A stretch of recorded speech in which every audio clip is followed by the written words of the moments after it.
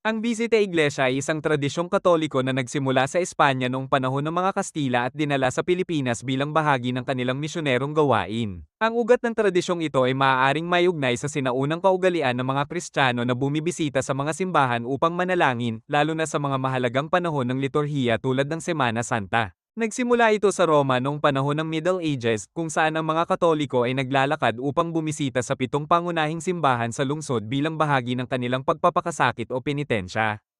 Ang kaugalian ay isinulong ni San Felipe Neri noong ika-16 na siglo bilang isang paraan ng pagsisisi at panalangin.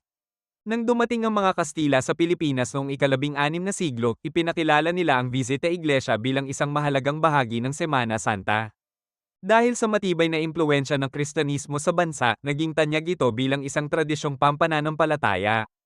Karaniwang ginagawa tuwing Huwebes Santo, kung saan ang mga deboto ay bumibisita sa 7 o 14 na simbahan upang manalangin at magnilay tungkol sa pasyon ni Kristo. Sa bawat simbahan, nagdarasal ang mga mananampalataya ng Istasyon ng Krus o iba pang panalangin bilang anyo ng penitensya. Ngayon, naging mas moderno ang pagsasagawa ng Visita Iglesia, kung saan ang iba ay ginagawa ito online o sa pamamagitan ng virtual pilgrimage. Sa kabuuan, ang Visita Iglesia ay isang pagpapahayag ng pananampalataya at pagsisisi na nag-ugat sa sinaunang tradisyong Kristiyano na patuloy na isinasabuhay ng mga Pilipino hanggang sa kasalukuyan.